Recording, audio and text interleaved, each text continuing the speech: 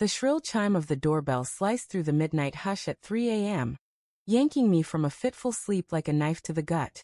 My heart hammered as I stumbled out of bed, the cold hardwood floor biting into my bare feet, while Sarah stirred beside me, murmuring groggily.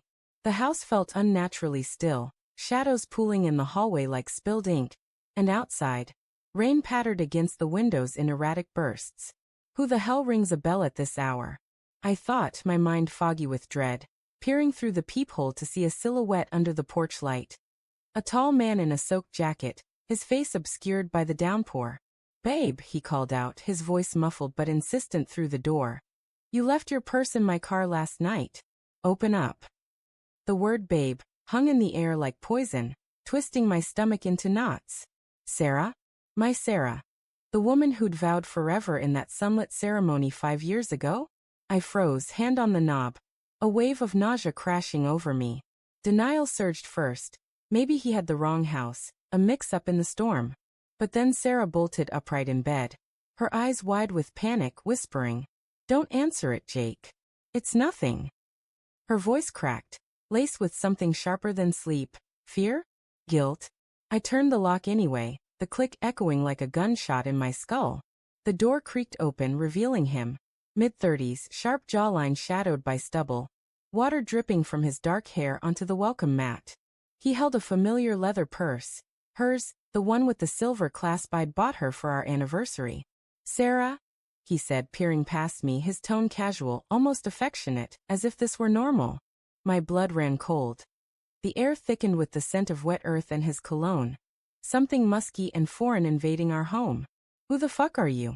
I growled, stepping forward, my fists clenching at my sides. Inside, confusion warred with a budding rage.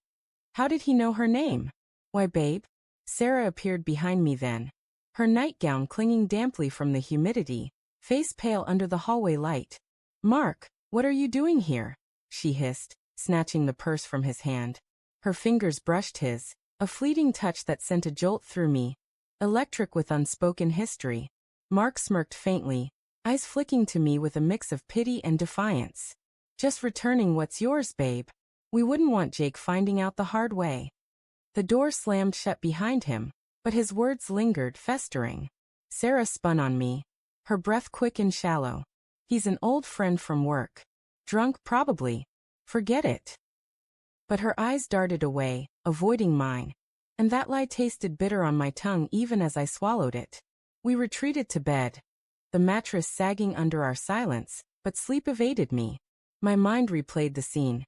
The ease in his voice, the purse she'd left somewhere she shouldn't have. Love twisted into doubt. Had our quiet evenings, her late meetings, been a facade? I rationalized.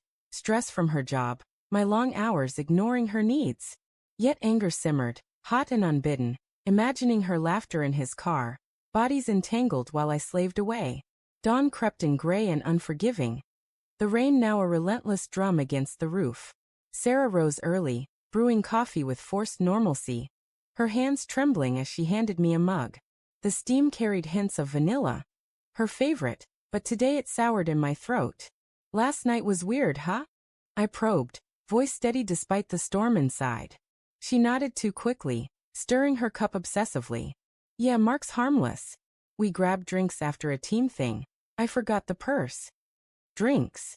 Team thing?" The words felt rehearsed, and a red flag waved subtly.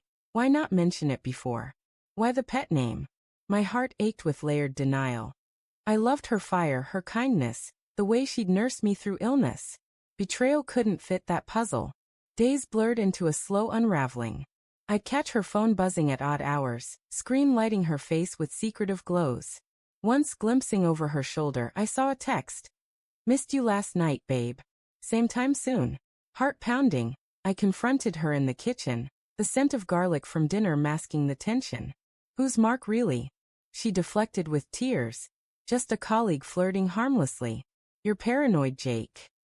Her voice broke, revealing cracks, guilt flickering in her eyes, mingled with resentment. "You've been distant. Work consumes you. Was it my fault?" Moral conflict gnawed. Had I pushed her away, making his advances understandable, if not excusable? He wasn't a villain, just a man filling voids I'd left, charismatic and attentive, as she'd once described in vague stories. Suspense built like thunderheads. I tailed her one evening, heart in my throat, the city's neon haze blurring my windshield. She met him at a dimly lit bar, their laughter piercing the din as I watched from shadows, the clink of glasses and murmur of patrons amplifying my isolation. They leaned close, her hand on his knee, a betrayal unfolding in fragments.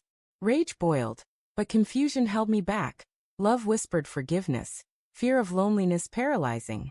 Home alone, I rifled her purse, lipstick smudged, a hotel keycard tucked in a side pocket. Shattered trust crumbled like dry earth, guilt flooding me for doubting. Yet anger at her deception burned brighter.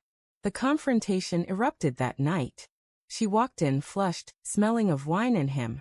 "Tell me everything," I demanded, voice raw, tears stinging. She collapsed onto the couch, sobs racking her frame. "It started months ago. You were gone so much," he listened. I felt alive. Her confession spilled. Passionate nights, stolen moments, his promises of more. Heartbreak clawed my chest. I saw our life fracturing, love tainted by her choices. Denial shattered into fury. "How could you?" But her eyes held complexity, regret, not malice, a woman torn between comfort and thrill. Then the twist. As she begged forgiveness, my phone buzzed. A message from an unknown number. "Jake, it's Mark. Sarah didn't tell you? The purse was a setup. She's not the cheater. You are. Remember Lisa from the office?" My world inverted. Flashbacks hit. My own affair, brief and buried. Guilt I'd rationalized away. Sarah had known. Waited for this reckoning. The doorbell man? Her ally in exposing my hypocrisy. Stunned, reflective, I stared at her. Betrayal's mirror reflecting my own moral gray. Trust irreparably shattered. Yet in the ruins, a haunting truth. We'd both wandered, both humanly flawed. The rain outside swelled again, washing away illusions, leaving only raw, aching possibility.